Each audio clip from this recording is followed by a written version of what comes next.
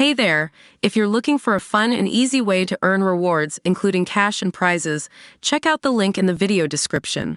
Francisco Gento's record of 6 European Cup wins was one of those records that looked unassailable, belonging to the era of football scrapbooks.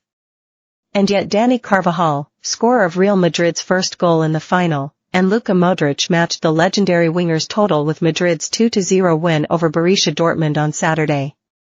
Toni Kroos, in his final club game, having won 5 with Real to add to his Champions League title in 2013 with Bayern Munich, joined them. Real Madrid rules supreme again, and if there is a complaint that a weak, underpowered Champions League will be won by the Spanish club as a fait accompli, that ignores the infrastructure at the club. Carlo Ancelotti may cut a cool figure, but he heads a highly technocratic setup, with his son Davide just one of the many powers behind the throne. Juni Calafat is the chief scout who has brought in Rodrigo, Vinicius Jr., Eduardo Camavinga, Federico Valverde, Aurelien Tchouaméni, and Jude Bellingham. Such talent is subsequently ingrained with the winning mentality that is an indelible part of the club's makeup. The likes of Carvajal, hardly the world's finest footballer, and Nacho, the ever-dependable utility defender, add backbone and dressing room authority. The importance of such players and their mold to be have been mislaid by a number of clubs who aspire to Madrid's heights.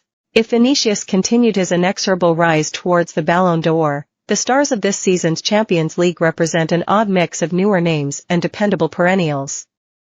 Harry Kane and Kylian Mbappe finished as joint top scorers. At Porto, Pepe, at 41, showed off all his old tricks and became the competition's oldest goal scorer, while Ukrainian goalkeeper Andriy Lunin was outstanding for Real Madrid before being dropped in favor of Thibaut Courtois for Wembley. Dortmund keeper Gregor Kobel had an outstanding campaign too. For the champions, Kroos signed off in style, showing the likes of Bellingham they have much to emulate in midfield. To find some unlikelier heroes, Joselu's 2 goals in the semi-final against Bayern maintained Stoke City's iron grip on the competition, while Niklas Füllkrug's performances reminded us that big centre-forwards still have their place in the modern game.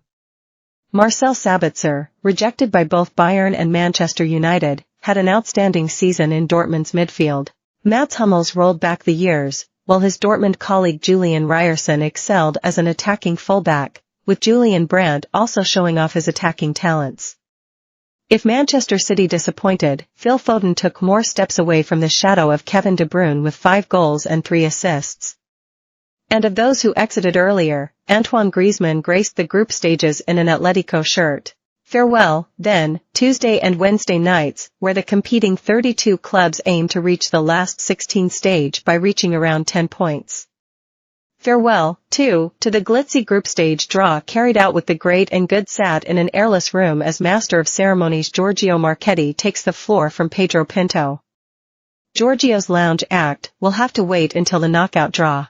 All hail the Swiss system, where the algorithmic vagaries mean a supercomputer must pull the fixtures from the hat in the style of a lottery machine. Goodbye, warm balls, hello Dominion-like conspiracy theories on the plots against your club.